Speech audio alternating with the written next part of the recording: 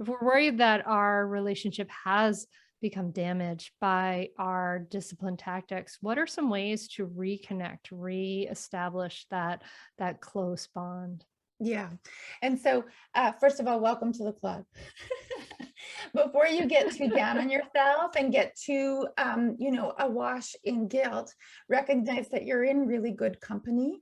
Ironically, I think the parenting industry has been a big part of that over the last 20 years because parents have come into a lot of kind of, it's challenging to find your way through the land of Dr. Google when you're trying to figure out what's the right thing to do for your child. And so I think the place to start is to know that if you've been over functioning on the behaviorist side of things, you need to begin by over functioning on the other side. And so to begin, it's going to be a lot of finding ways to say comfortable yeses, which doesn't mean you're erasing all of the boundaries, because that would actually be terrifying for your children. But you're finding ways to sort of show up with a lot of kindness, that you're making their favorite meals, that you're joining with them in the activities that are interesting to them, that you're really taking time, just as you would with another adult, where you were keen on building a relationship with them. You're taking time to have your child feel seen and heard. You know their likes, you know their dislikes, you know the kinds of things that make their world go round, and you move in quietly but swiftly to make all of that kind of feel like it's readily available to them. And initially, if you've been very behaviorist in your approach, you can expect your children to be like, wait, what? What's happening here? And Yeah, it they're might, going to continue having resistance because they're in the habit of having resistance to all the things you've been saying or and they're not pushing. going to trust you. Yeah. So they're not going to trust that this change is real. They might even Mhm. get a little louder and bash into the boundaries a little bit more, because they're like, are you for real? I'm just going to check Mhm. that out. Right. And so expect that it can get a little bit worse before it begins to get better. And just know that that's a sign that it's working, that you're Mhm. on the right path. Um, and then once you've got the relationship, so now what we've got is a child who feels safe to lean into the care and provision of their big person.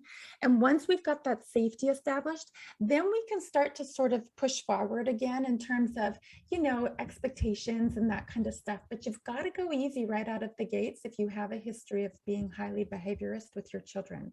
Certainly, you would want to immediately stop any kind of discipline tactic or approach that involves the kind of stuff that we've been talking about. You do not want to threaten or harm your children physically.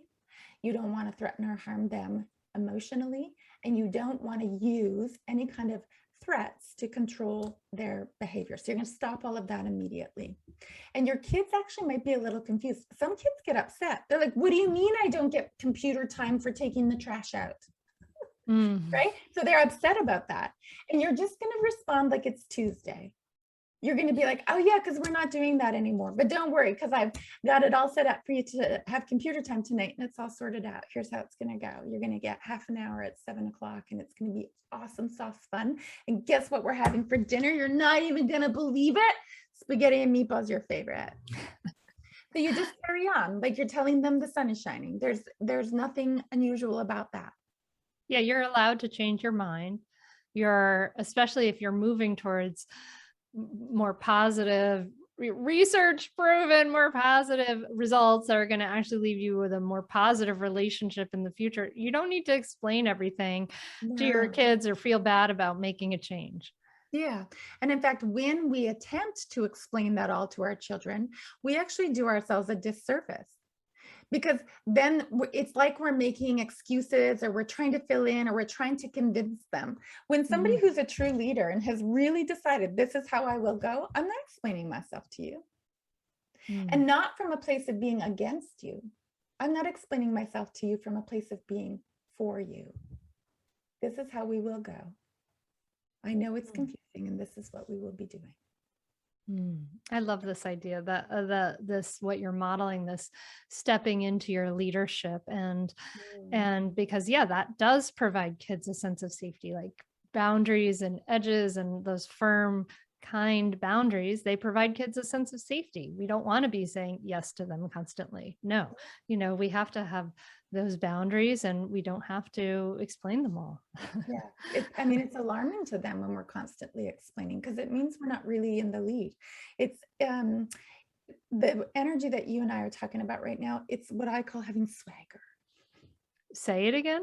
What I call having swagger. Swagger. Oh, that's cool. Where I call it like the mountain energy. Like I am solid like a mountain. I love it.